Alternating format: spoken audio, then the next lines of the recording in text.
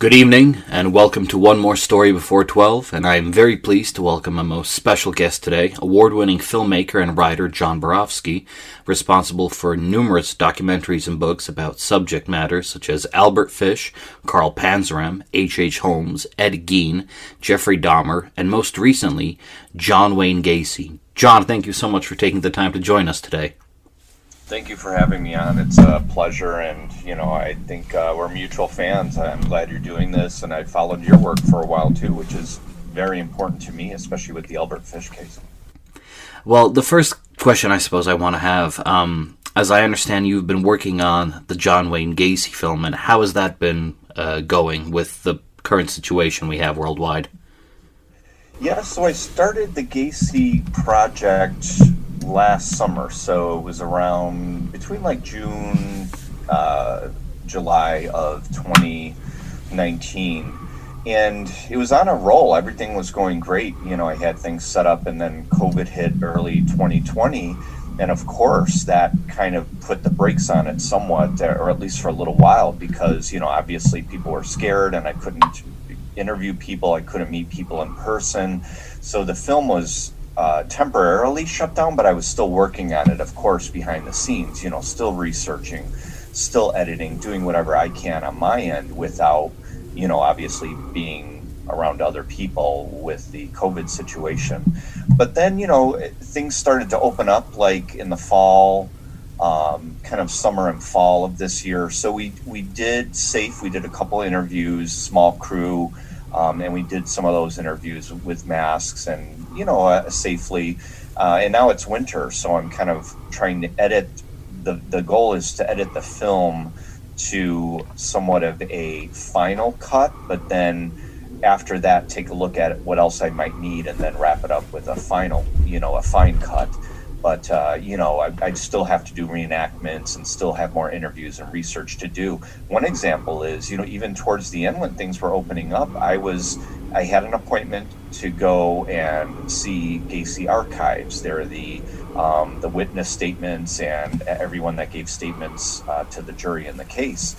But the day before I was scheduled to go there, I received a call, and they said, well, we only have 4 people in the office. One has COVID, so we got to shut the office down. So I get back to do that. So, it's this up and down thing that I'm sure everybody's going through.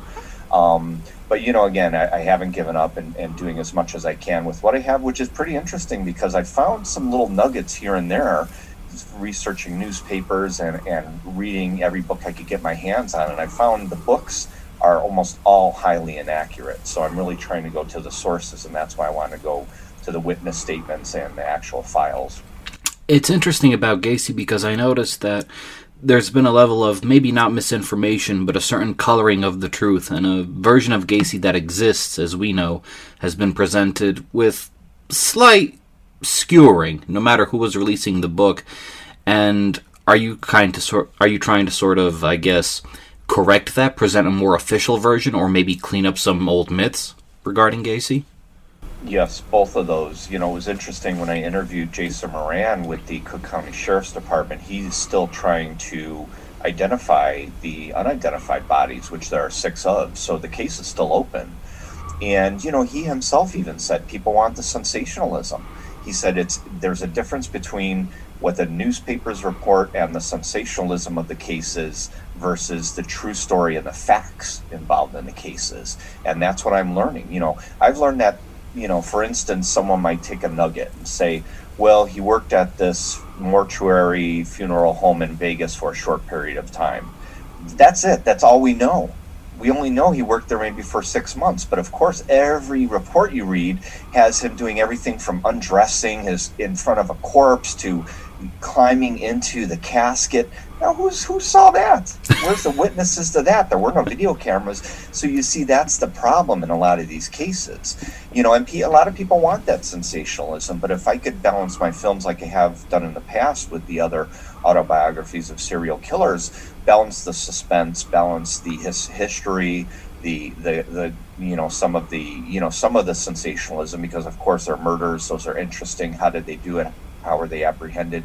But with Gacy, just like my other films, I'm putting him under a microscope. So this will be the first, I believe, unprecedented documentary of studying his life from childhood to incarceration, to through the murders, through his celebrity status in prison, up to his ultimate execution. Why do you think Gacy resonates so strongly after all these years? Because you look at a whole list of killers throughout the United States, and there are names that have sort of fallen to the wayside, and yet names like Dahmer, names like Bundy, names like Gacy sort of continue to live on in the public's imagination, be it through documentaries, news, or pop culture. What is it about Gacy? Is it the fact that there was a catch, that there was a theme? It was the clown thing? Why do you think? It's interesting, in researching the case, I've discovered that, of course, Gacy's more popular now than when he was when the murders occurred, because in the first week, or maybe even two, the news wasn't international. It was just kind of local Chicago, then national, but it really didn't hit, international until it took a little time to really catch on. And even years, later when he was in prison, that's when, he became one of the first, what I call serial killer celebrities. There were some before him, but, he was, to me, the first, because, he pretty much capitalized on everything he could. But I think that's part of his popularity. I think, number one, there's the fact that, I think what makes serial killers most interesting to the general public is that they could be your next door neighbor. They could be your husband. They could be your child. They could be your wife. They could be your friend. That's what's most frightening about the duality of serial killers. And that's why Gacy got away with it for so long. Nice guy, he was a clown, attended parties, he was involved in politics, he met, the first lady, he ran the Polish parade, he was great to his neighbors, he plowed the streets for them, helped them out. He knew in order to get away with what he wanted to, he had to be in the public eye. Because nobody would ever say, nah, that guy's killing people. They would say, nah, what? That'd be the last thing I'd ever think of this nice guy, jolly, chubby guy that dresses up as a clown. So, I think that's what over time that shocks people the most, that he was a husband, he was a father, but yet he lived this, secret life. Maybe not so secret towards the end, but, I think that's what appeals. The clown thing is very fascinating, and of course it inspired Stephen King to write It. We're showing Goodfellas on the big screen at this theater. And, I had always loved the film and seen it over the years and had laughed at it, but watching it with the audience all these years later, I realized, why are we laughing at the scenes where they're shooting and stabbing and murdering each other? But it's absurdity. It's the absurdity of it. The absurdity of these two gangsters sitting with their mother talking about the food, and they just got a guy in their trunk that they just killed who's still alive. The absurdity of these things. And it's that same absurdity that's a lot of the Gacy case. I mean, he goes into prison for the first time, and here he's the head chef. He created a miniature golf course, which is still there to this day. I mean, he did all these things. The prison loved him. They didn't want to see him go. And that's why they released him early. Instead of 10 years, he only served 18 months because, he knew, hey, I got to be this great guy and nobody will ever suspect me. And that's how he got away with it. It's crazy when you hear these stories and you sort of try to put the two aspects of their lives together, because I remember when I read how Gacy's sister reacted to the news, and later, of course, she did Oprah, if I recall correctly, and how she still couldn't kind of come to terms that the brother that she had loved so much was just this completely different person from what she knew, and she couldn't kind of reconcile the two truths. Well, that's a difficult thing, too. I imagine, I watched and heard a story of Dennis Rader, BTK, his daughter, and how, when she found out, it was the same type of thing probably, because it's like, wow, you've known this person for so long, and you would never have a hint of them doing these things. Whether it was your father or brother you spent years at parties with and done all these things. And I could just imagine the shock. I interviewed Gacy's childhood friend, Barry Michelli, and he was crying on camera and saying he has PTSD, and we don't realize how much it affects other people, not just the victims' families and the murderers' families, but it's just awful in the end. And that's why, in the end, I feel, these cases are important to be studied.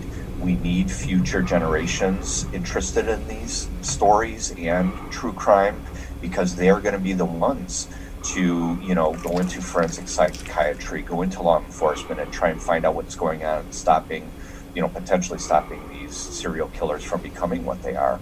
Because, I go to conventions and parents will come up to my booth with their child and say, "Oh, I'm a little worried about them. They're too into this stuff." And I said, "Well, you know what? You should nurture that. Don't make it out to be a bad thing, because your son or daughter could be a future judge, law enforcement officer, a forensic technician, anything, and we need these people."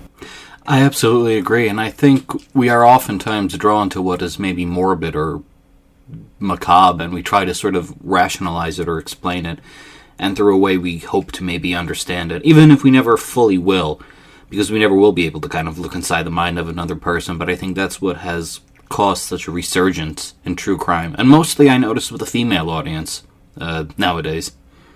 Oh yes, the female audience is the largest demographic for true crime, and I've asked them personally, why are you into this weird crap? I mean, I call it that, though. We all love it. But then, they tell me that they're curious. It's probably the female curiosity, and about these killers, and maybe possibly why these women were, allured by these serial killers, what makes them tick, and that's great. Again, like I say, nurture that, and it's awesome. It's definitely become popular recently with, that show Mindhunter, and there's a lot of these Netflix shows, and it seems like almost all these cable channels are just going full true crime. There definitely is a bustling kind of market for it, especially now. I feel more so than ever.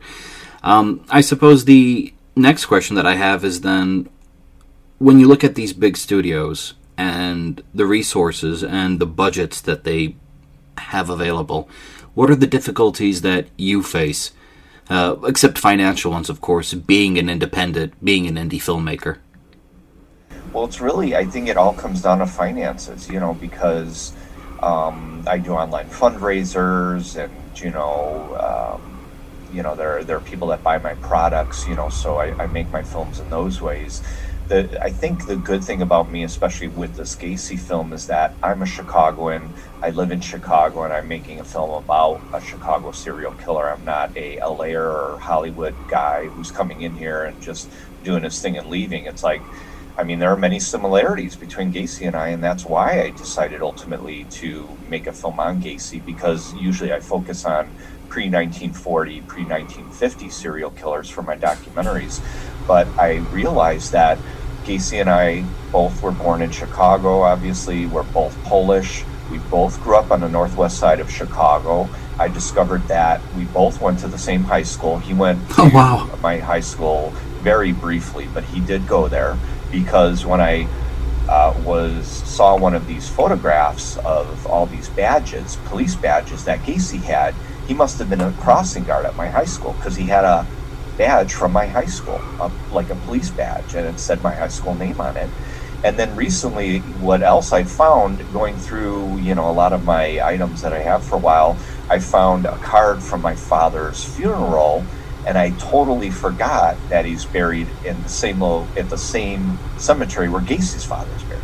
So, there were all these strange coincidences, that made me decide to do that, but it's always tough, because, making a film, of course, when you mention that, people are very excited. So, there's cast to find, there are crew members, people, are willing to work on films. But, you could say, well, I'll give you credit for it, but, I know I pay people and they want to get paid, it's art, and, I want to get paid for my stuff too.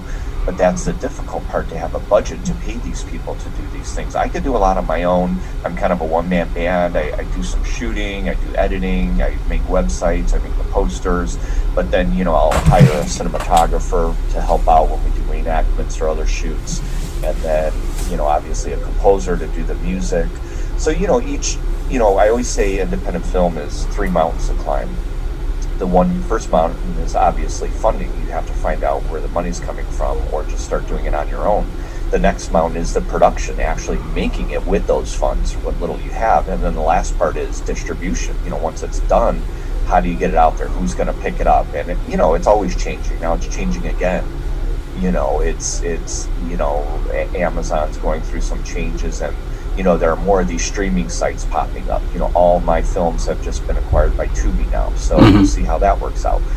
So there's always these shifts. I remember when it went from DVD to streaming when Netflix first started, and then streaming was good for a while, and now it's changing again. So you go through all these shifts, and it's tough being an indie, but like I said, in the end, I'm glad that I can control my own product. If somebody isn't handing me money, standing over my shoulder saying, well, you need to throw more gore in there. Don't talk about their mind. We just want to know about the murders. You're an hour and a half, you better. And I've seen documentaries like that where they just talk about the gore and the blood and everything they did, and not once did it mention that it was for a Richard Chase documentary. They never once mentioned that he was schizophrenic. They're just talking about, here's how he blended the body parts, and here's how he drank the blood, and here's how he murdered them, and here's how he stabbed them. It's like, okay, but why? Me, as far as I think many others are interested in the whys, and that's why I want to put Gacy under a microscope, because many people, I was talking to my sister not too long ago, and I was talking to her about Gacy, and she said, oh yeah, his neighbors probably thought he was mean. I'm like, well, that's the thing. Many people don't know. Everyone loved this guy. Mm-hmm. He was, the world's, most, well-known serial killer, but everyone liked him. Even the detectives that were following him under surveillance, he invited them to his table the first night, and they ate. And then even before that, he was sending them beers over. So get these stories. Again, I like studying them from the historical angle, the psychological angle, the detective work, all of these angles, and not just that, gore and how did they murder. I think definitely in regards to the historical aspect and the sort of psychological profile that you view of these people, you get a better understanding of it. And I feel it's slowly changing now that there's less sensationalism or less dramatic sort of license taken. The only, I think, instance I would say where I don't think you can kind of skate around the fact is, of course, with Albert Fish. And I remember every time I've shown your documentary to friends or someone who's interested in the case, they refuse to believe it because it almost doesn't seem real. It seems like something ripped from the pages of just a very angsty 14-year-old child who's thinking, well, how can I top this and make it even more disgusting? But the sad reality is that it's all true. That's what I'm saying. When you watch that film, it's layer upon layer. It's like, no, it can't get worse. No, it can't get worse. No, it can't. But it does. When we first showed that when I lived in LA, we showed that at the Vine Theater on Hollywood Boulevard. And that I just wanted to do that to say, hey, one of my films showed on Hollywood Boulevard, and it did, but some people walked out, and I took that as a compliment, and I figured, hey, I did my job. If it affects people, whether they laugh, cry, or walk out, that's the purpose of art. Affect people emotionally, and I wanted people to feel what Fish felt as well as his victims when he would, torture them. But he had his form of self-penance in which he would torture himself in all these ways. And then, of course, they find him sane. But, when you realize that they had to create a list of what they called psychological issues at the time, perversions, they had to create new ones just for him. They didn't have the list long enough. So it's like, wow, again, and those are the stories that I'm fascinated by, the extreme psychological stories. Keith Jesperson had wrote me, wanted me to make a film on his life, and again, I don't discount the victims, but it's just his story wasn't as interesting as like an Albert Fish or H.H. Holmes or Gacy, where there are all these layers to it. It's not just murder throwing prostitutes on the side of the road, and those cases are important to study too. But my fascination is more with the cannibals, the vampires, maybe the elderly killer or the clown killer. There's something psychologically unique about them. Out of all the cases you've done, and this is my personal bias, of course, shining through, Fish was always, it feels weird to say favorite, but the case I was always most intrigued in, because what Gacy is for you, I suppose, Chicago native. Fish is, to me, it's my area, my backyard, so to speak. So it becomes a little bit more, I guess, tangible in a sense, because whenever you read about a case that's somewhere, even in another state, it might as well be on Mars, I always say, because you aren't familiar with the locale or the location. But in Fish's case, there are places that I knew exactly where they were and how far they were, and I could kind of paint a visual picture of it.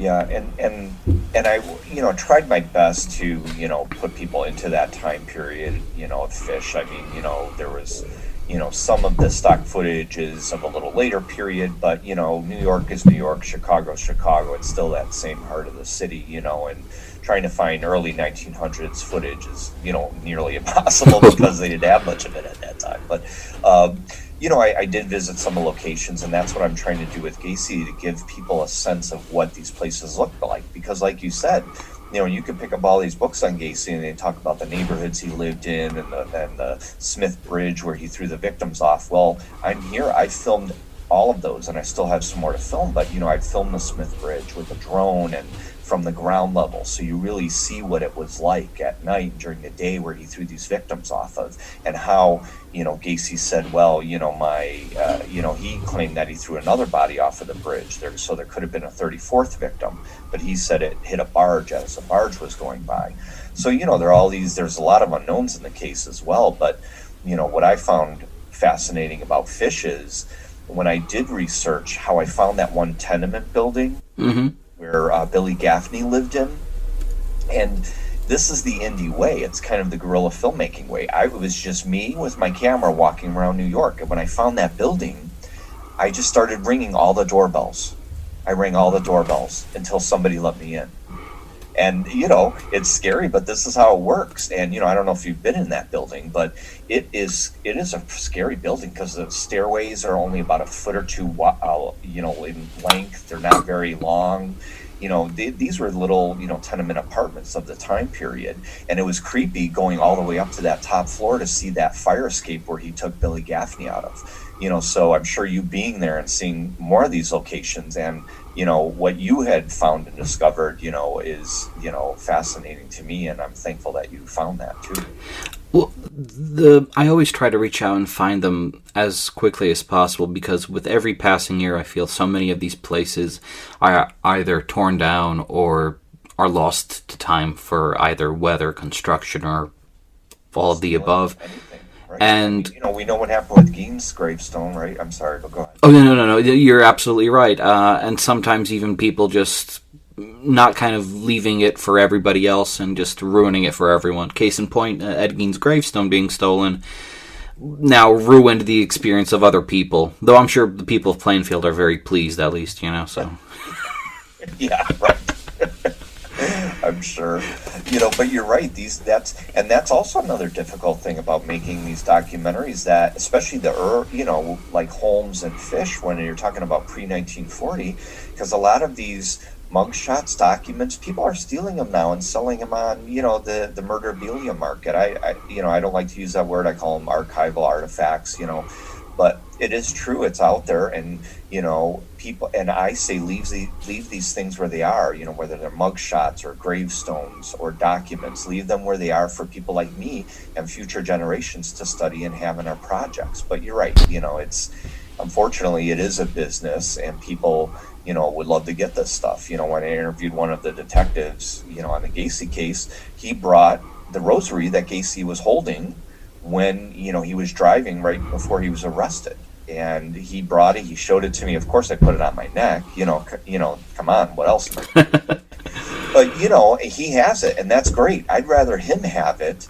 than it be on the market or somewhere. If things are in good hands, the Joe Coleman owning the Great Spud Letter by Albert Fish, some people think it's a travesty, and it happened, okay, but in one sense, I'd rather know we could go to Joe Coleman and see it on his wall rather than where is it? Is it in somebody's basement? Is it destroyed by fire or water? You know what I'm saying. So you're right. True. With Joel, unfortunately, my attempts to maybe have a chance to have a peek at that letter were met with flat out, refusal and ignoring of my messages. So I can't really state more to that fact, but I can say when I did go to the Westchester County Clerk's office, they told me that they could only show me photocopies of the Fish file. And I asked, why's that? They said, well, people over time just stole a lot of it. Papers, documents, what have you. And we had to make copies of what little we had left and use that for people to read and lock up the other files because people were just taking stuff and putting it out on the market. And I remember when I walked into the county clerk's office and I showed her some of the photos that I managed to find from the archival presses and press photographs that I had of the time. And her eyes lit up and she said, "Can I make photocopies of this to go into the file?" And I said, "Of course, you don't need to ask, go right ahead." So I was glad to be able to kind of give back in a sense. Right, and that's also what I respect about you, because I do the same thing. When I researched Panzram, I knew that San Diego State University was the repository for all the papers that Panzram had written. So what I did was I had all these research papers from different sources. I just donated all of my research papers to San Diego State University. So it does have the world's largest Panzram collection and library of other writings on Panzram, government paperwork on Panzram, and a lot of that is in my book, Panzram at Leavenworth, but you can go to San Diego State University and look at the archives there. So you're right, it's all important to archive, and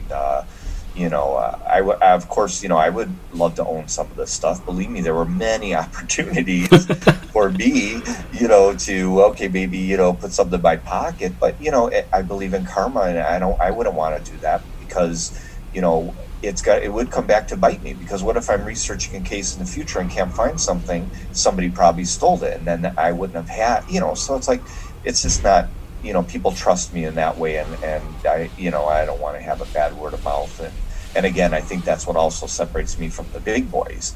A lot of them, and again, I'm not saying every single one of them, but they do what they have to do to get the job done. They'll lie and steal and do all these things. I've known, the Jared Neal, who worked on Albert Fish and did the sound design. He worked out there. He worked on Sabrina the Teenage Witch, the original, and he wasn't even given credit for it. So that's how it works, with Hollywood sometimes. So, as a little guy, I hope that people could appreciate the fact that I'm a man of my word, and, I follow through on everything I say, and I'm straightforward with everyone from the beginning. If I have a budget, here's what I have, and that's it. I'm not lying. It's what I have, and, and people will either agree to that and understand that, or, not want to get paid more, because that was the case with Albert Fish. When I was in LA, I would put ads out saying, here's my budget, here's what I'm looking for. But, of course, people are snarky, and I'd get some people saying, I'm a sound engineer, and for that budget you're asking, you can't even get a Dolby license. I'm like, look, I'm the producer, I have a Dolby license, I know it's free, so you do your thing, I do mine. And eventually, sure enough, I found a guy that said, hey, I could do everything you want for your price.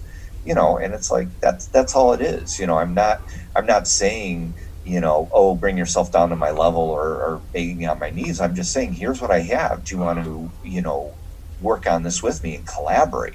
So it's our project. It's everyone's project. One name that I do have to bring up, and I've been kind of eagerly anticipating asking this question, because with the H.H. Holmes documentary and Albert Fish documentary, you managed to enlist a very unique and special voice to narrate them, and that, of course, being Tony Jay, who is an actor that I greatly admire and grew up with via various cartoons and media and video games. And I just have to ask, what can you tell me about Tony Jay? A true gentleman, and in my opinion, the best voiceover artist ever. The best voice artist, in the world. And he was a great actor as well. Appeared in many shows and movies, and it was a great experience. Because when I was first making H.H. Holmes, I knew I needed someone with a voice to tell that story, and of course, my ultimate choice would have been Vincent Price, because it would have matched that gothic sense of the building and H.H. Holmes and what he was doing. But he was long gone, so I sent out 2 queries to agents. One was for Tony Jay, of course, and the other was for James Earl Jones, who many may know as the voice of Darth Vader, and from The Lion King, and a great actor as well. But James Earl Jones' agents turned me down, and then not long after that, Tony Jay's agent said, yeah, we'll do it. And that was awesome. It was great. So, and I think in the end it turned out to be for the better, because his voice matched the film perfectly. And when I met him right before we went into the voiceover session, you know, very nice. You know, he always dressed in like a long sleeve white shirt and brown slacks. Always just a true gentleman. He sits there. He's like, John, I'm thinking of reading this in a sort of mid-Atlantic accent. And when someone like Tony J says that, what do you say in response? Yes. It's just like, I'm not going to argue with this guy. He's the pro. He knows his job. And of course, once we were in the studio, it was just a matter of, if there were certain things I wanted it to be ended, in a certain way or whatever, I would just give him a little nudge. But he's a pro, so he's, it was a one take, for everything almost, except, where I knew I wanted to hear something different.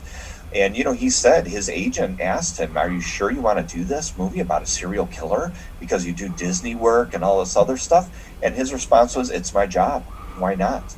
And he liked the fact that I wrote him a letter telling him how much of a fan I was from Hunchback and video games and Time Bandits and all this work that he had done, like you said, growing up with his voice.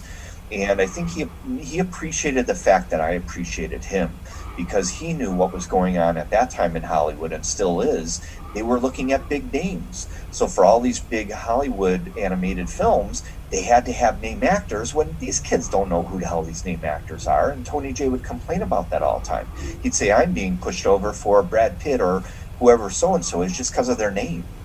And, that's still going on too. But we became really good friends when I had lived out there in LA for 4 years, and he passed away.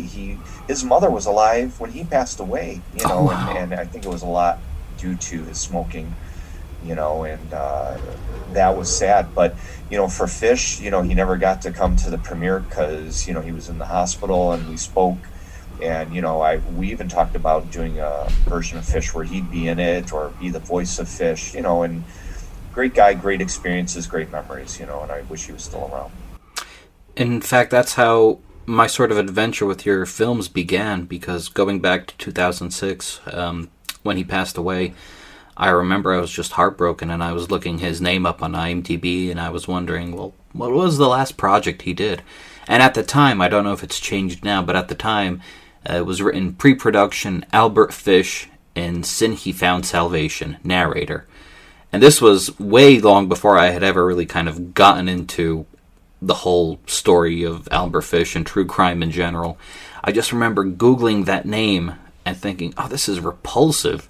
And I didn't really think too much more about it because I was a kid at the time, really. And it wasn't until kind of years later where the memory sort of jogged up again. I'm like, I think I'm ready to check this out now. Awesome. Yeah, you got to have a strong stomach for it. I always tell people, just make sure you don't eat before you watch it.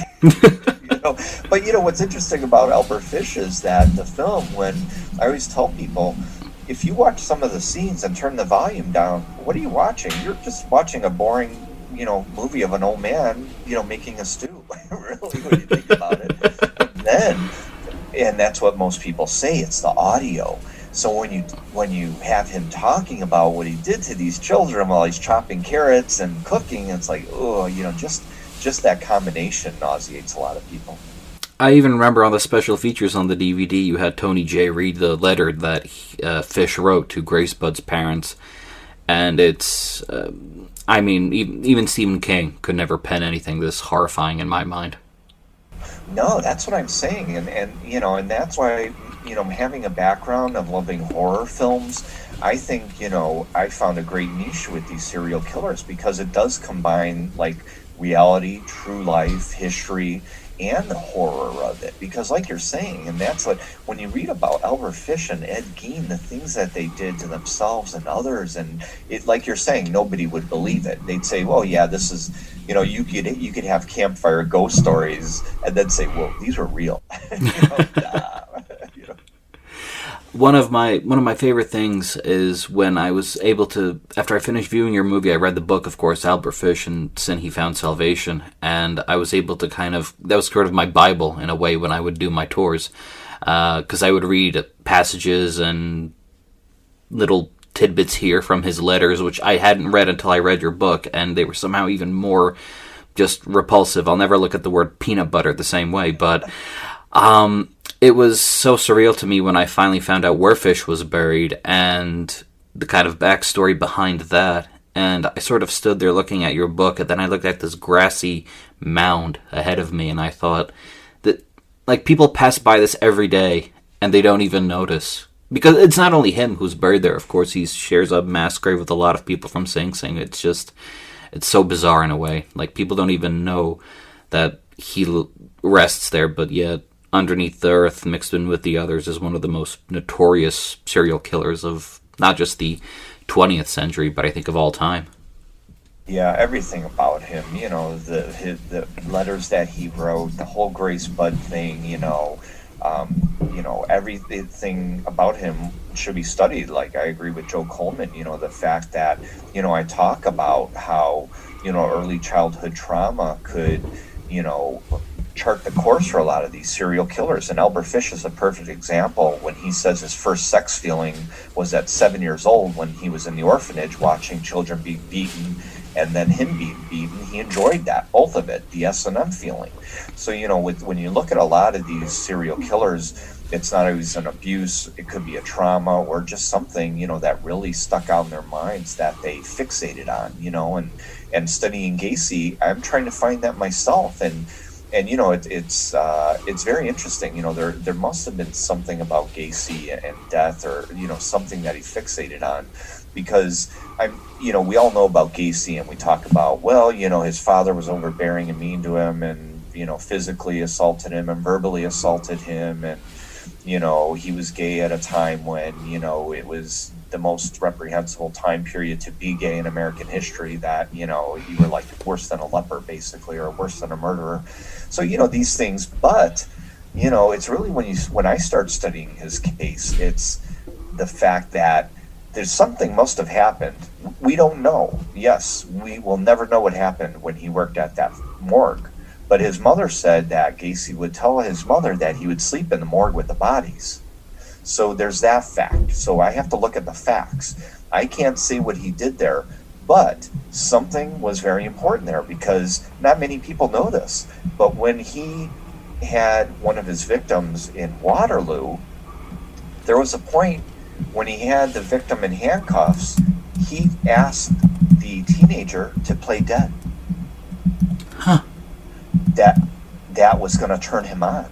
So a lot of people don't think he was a necrophiliac, and I don't think he was, but he was similar to Dahmer in some of those ways. I think that he wanted his victims, to be totally under his power in that sense. He wanted to be the domineering, but I also think maybe he wanted to be that way, kind of like Dennis Nilsen. Correct. When, I don't know if you know that one story of where Nilsen said he believes he almost drowned, and he doesn't know if it was a fantasy or not, but he tells a story where Nilsen says he almost drowned, and when he woke up, there was a young boy above him that looked exactly like him with dark hair, and he was masturbating on him. And did that happen? Was it one of his fantasies? And with a lot of these serial killers, they may do to their victims what they fantasize done to them. So I think Gacy may have wanted to be that role, to have another guy domineer him, but wouldn't admit that because of the role play in that matter. So there are these things that I'm finding out, and I think Gacy's mother may have had some sort of Munchausen by proxy syndrome, because she was giving him, self-medicating him when he was a child. There were a lot of issues going on there that people don't know about, and that's what I want to get to. These real things, not just the surface. The clown, the murders, the stringing. Yes, we know about these things, which I will focus on, as well. But I want to get to the real nitty-gritty.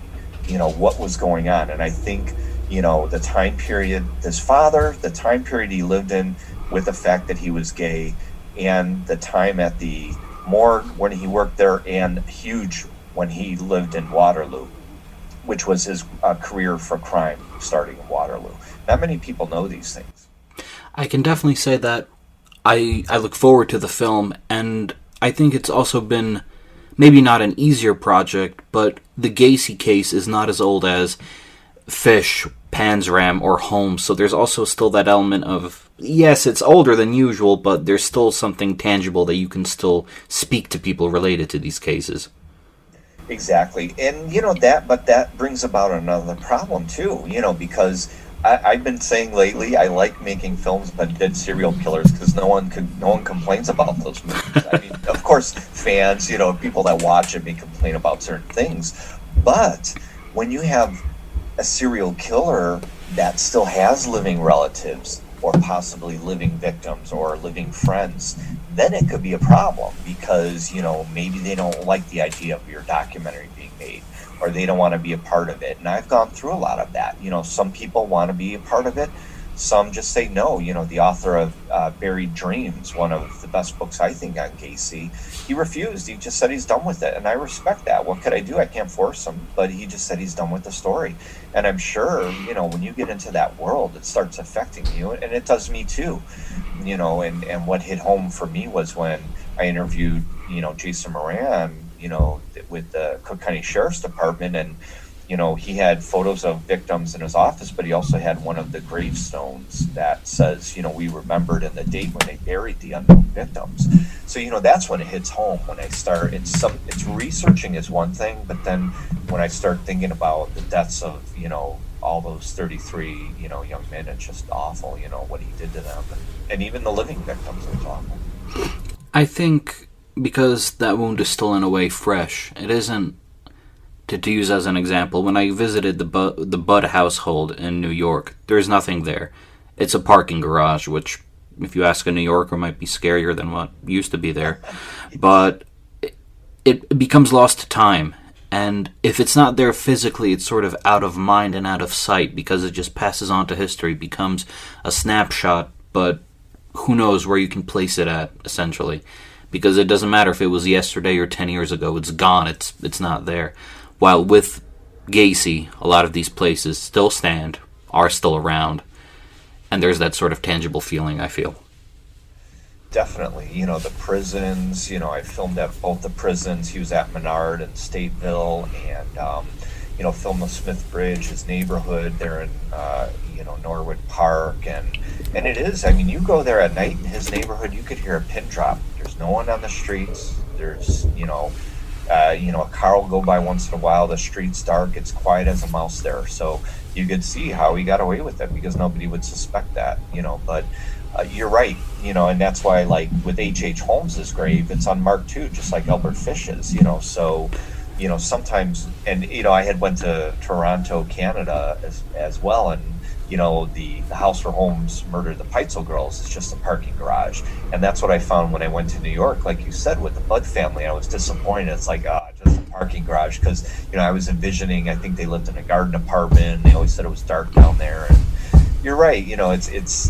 That's why I like going to locations when they're, things are still there. You could go to this post office where Holmes's castle was, but to me, it's just not as interesting. I've gone there too, but I feel that, man, the city of Chicago could have really capitalized if they would have kept that building up, and just imagine Halloween, they could have made millions every year. You'd think, right? But who knows, maybe that post office is somehow, like I said, just as horrifying as that parking garage, over time. Yeah, you're right. And that's the thing, and, almost all of these, cities want to, wipe away the fact that they had the serial killers there. After I finished the H.H. Holmes film, the 63rd and Wallace street signs were down, and I was wondering why, but then they put them back up. But, I'm like, well, maybe did they not, maybe they heard of my film and maybe they didn't want to see it. But, and I had heard what happened in Milwaukee with Dahmer. Of course, we know they demolished the apartment building he lived in, but a friend of mine who knows politicians out there said that the city of Milwaukee purposely put restrictions on the Ambrosia Chocolate Company to force them out of Milwaukee because they don't want people coming there looking at these Dahmer relics. See, now that I did not even know. I didn't even think that they would go that far as to his one of his, because Dahmer had a few jobs that they would target the Ambrosia Chocolate Factory in specific. Yeah, and the one hotel is still there, obviously, where he murdered, the victim at the hotel. But and that's another interesting story. I'd like to do Dahmer, but from a socioeconomic point of view. Because when you go there now, that whole strip where the gay bars was, he pretty much destroyed that area economically for the city of Milwaukee. Imagine that. Who's going to want to go there? Now people go on the Dahmer tours, but right after, all those places shuttered, all those gay bars and everything. It's still kind of like a ghost town on that block. They have some restaurants and bars there, but not like it was, when Dahmer was prowling and killing. From what I understand, if I recall correctly, when Dahmer's apartment was torn down, they kind of fenced out the whole area, and it's been over 20 years. I don't even know exactly how many years it's been, but I believe the area is still sort of kind of fenced off, and there are no new buildings. It's just a whole empty plot, essentially. Yes. Yeah, it is. And, and that's interesting about a lot of these locations. The Gacy house was demolished, and there's a new house. They were selling it recently. I think they sold it. But, yeah, they have shows on this. There was Catherine Ramsland, the forensic psychologist. She was part of a murder flip house where they would go into these murder houses and, renovate them or whatever. Again, there's so many angles, and especially if you go into the paranormal with these, serial killers. But for me, I'm not interested in the paranormal aspect. Same. I love the films and movies. I'm interested in it, but I focus more on the true story of these killers. But again, that's just another angle, like Ghost Adventures and all these other shows focus on those aspects. And that's something that kind of sticks in my craw. I've always tried, when I used to do the tours, which are postponed maybe indefinitely now, who knows, I always presented it very factual. So the essence of the truth was always necessary. I didn't need to embellish facts. I think the story's gruesome enough without coming up with half-truths or myths. And then I look at what I do, and then I see Zach Baggins go on Ghost Hunters and say, I have Ed Gein's cauldron. And I'm like, you don't have Ed Gein's cauldron. Ed Gein didn't use a cauldron, for Christ's sakes. I know. And again, there's the sensationalism. There's the con job, and that's what a lot of people are doing with this. I think maybe you were the one that brought it to my attention, but maybe a year or two ago, somebody was trying to sell pins. Yes. Albert Fish. Yes. Anyone with any common sense would no. It was beautiful too, because I try to kind of warn that person that you're about to be had, and they say, "Well, how do you know?" And afterwards, I very kindly sent them documents that I had taken pictures of. I said, because I've seen the files, the hospital files, and no needles were ever removed from Albert Fish when he had his x-ray taken. Right. So that's what I mean. When you do your research, we know these things. And but beyond that, it's like, really, how would they have gotten these needles out of him? How would they have saved them? They, in the 30s or 20s, they would have never thought of, let's save these and sell them for the future. It wasn't, it's... Anyway. Well, this is why I kind of have like two questions that I want to kind of tie into this with H.H. Holmes. One is, a few years ago there was a documentary series, I forget on which channel, that tried to sort of portray H.H. Holmes as a possible Jack the Ripper candidate, and I believe you took part in that show. Yes, it was called American Ripper, and it was the History Channel. And I remember seeing you on it and having to sort of matter-of-factly, without breaking too much of a smile, explain that no, H.H. Holmes was not Jack the Ripper. Yes, and when I was approached by the production company for that show, I told them, look, I understand the whole controversy that's going on with this story. I will agree to be on, but I will only discuss H.H. Holmes, his mindset, and the building. And I'm not going to talk about him being Jack the Ripper. It's not going to happen. So when you watch the show, there was one point where, the interviewer tried to get me in a corner where I talked about, Holmes had his private areas, his laboratory and his office. And, then she would try to tie it into, that's kind of like Jack the Ripper. He had his little private areas. And then they would cut to me and I wouldn't even say yes or I would just like raise my eyebrows, So it's like, because I told them I'm not going to do that. I love the concept and what they want to do. And, I'm behind all these shows and do a great job on it. And again, I think they did a great job on the show, but, it's not my kind of thing. It's sensationalistic, and to me, they didn't prove anything. I thought it was, again, that's what they're trying to do now with a lot of these shows. I agree with you that there are ones more that are more truthful now and non-sensationalistic. Like there was a Ted Bundy one that was on Netflix, the documentary one.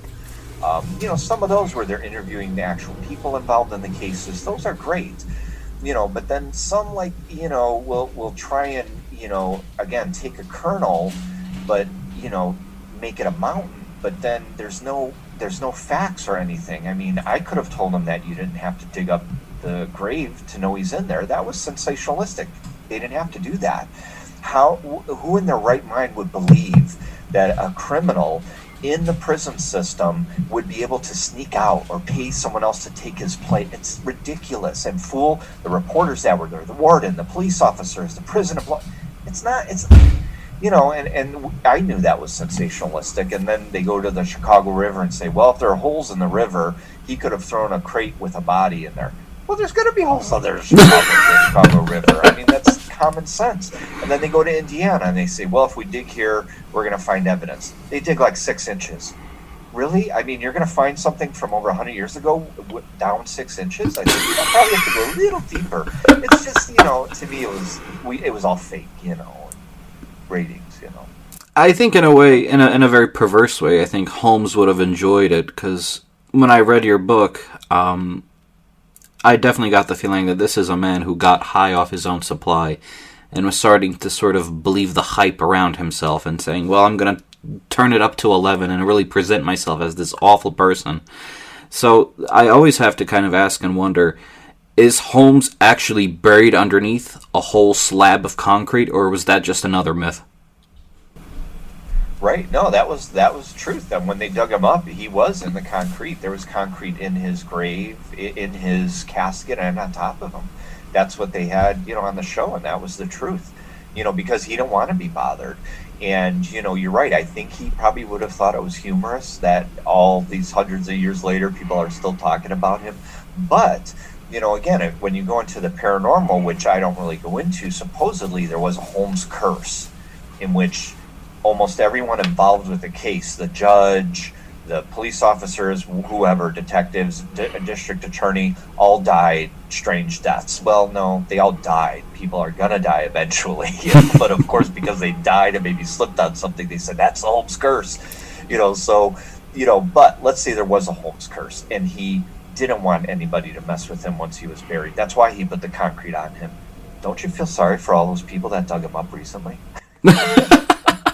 Think about it. They're going to be the first victims. Anyway, it's all in good fun. But I also think Elberfish would have appreciated you, reading from, my book, which is his story, almost like you're, being a priest giving a sermon, which goes in line with his entire story, thinking he was God. And, I think it all works. And I think, what you do is a great thing. And you're turning others on to this history. And, and again, whether you have 2 people on your tour or 100, it doesn't matter. It's that there is an interest, and these people are appreciating what you're doing. I greatly appreciate that. Thank you so much, John. And before we wrap it up, there's just one more question I have, because I know you're busy with Gacy, but when can we expect something about Jesse Pomeroy?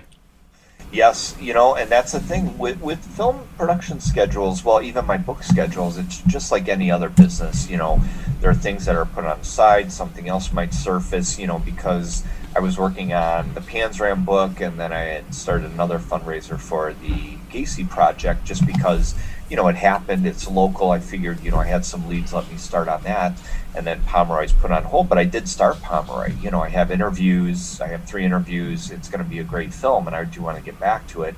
And then there were a couple of people that were perturbed that, I was working on Gacy when the Panzram book wasn't done, but then I finished that. It just depends on an order. Everything I do is finished. It just depends on what order. But Gacy, I'd love to wrap Gacy up in 2021. That's the goal, to have it, wrapped up and, maybe distributed by that time. But it's just dependent on, if I get more of a budget with COVID, and then, if I could film more people. But like I said, I'm moving forward in the edit right now. And this is the second edit, because usually my first edit, I just kind of put things together roughly.